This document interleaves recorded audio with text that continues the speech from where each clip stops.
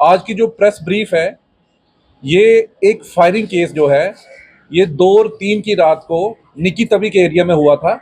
उस केस को नवाबाबाद पुलिस ने सॉल्व किया है और 2 अक्यूज को हमने इसमें अरेस्ट किया है। उस सिलसिले में ये रखी गई है।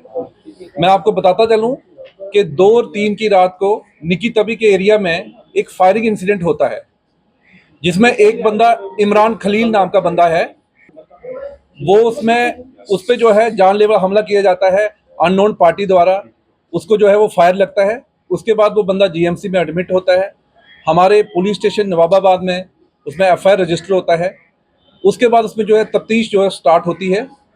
उसमें हम जो है 4-5 टीम जो है वो कॉन्स्टिट्यूट करते हैं। एक जो है सीसीटीवी की फुटेज को खंगालती है और कुछ जो है वो हमारी जो टेक्निकल एनालिसिस है, सीडीआर एनालिसिस करती है, और कुछ हम जो वहाँ के निकी तवी एरिया के कुछ सस्पेक्ट्स हैं उनको हम राउंड अप करते हैं। और उसी बीच हमें एक लीड मिलती है कि उस रात को कोई लेट नाइट में एक ब्लैक कलर की क्रेटा जो है उस एरिया से गई है। तो उसके बाद हमने जो है अपनी जो जीरोइंग जो है वो ब्लैक क्रेटा पे कर रखी। तो 10 तारीख को हमने एक नाका लगाया था टी जंक्शन पे, 4th ब्रिज पे। तो वहाँ पे हम एक क्रेटा जो है उसको रोकते हैं और उसमें जब चेकिंग की जाती है तो उसमें हमें 2 बंदे जो सस्पिशियस मिलते हैं। उनकी जब सर्च बामन लाई जाती है तो उनकी सर्च में हमें 18 ग्राम जो चिट्टा जो है दोनों की पर्सनल सर्च में जो है उनकी पोजीशन से मिलता है। उसके बाद इसमें जो है एनडीपीएस एक्ट में एक अलग एफआईआर जो है वो लगता है। जब इन दोनों सस्पेक्ट की जो है इनकी जब पूछताछ बामन लाई जाती है तो उन्होंने इंटेरोगेशन में ये बताया है कि जो 2 और 3 तारीख की रात को जो फायरिंग इंसिडेंट हुआ था ये इन लोगों ने ही सर अंजाम दिया था।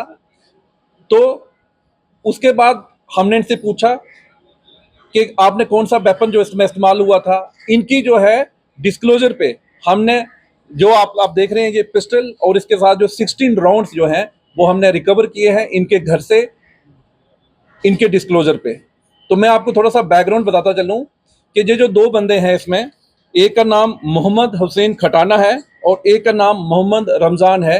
ये दोनों लोग जो इसमें अक्यूज्ड हैं, जो इस फायरिंग केस में भी इन्वॉल्व थे और जो एनडीपीएस के साथ भी पकड़े गए हैं, ये दोनों जो है रघुड़ा के रहने वाले हैं।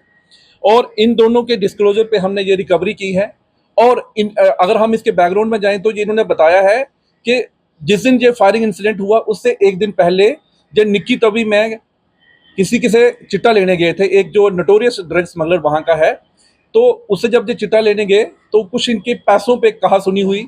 बाद में इनके बीच में लड़ाई जैसी हुई और जो निकी तवी का ड्रग स्मगलर है उन्होंने जो मोहम्मद हुसैन खटाना है इसको जो है वो थप्पड़ मारा।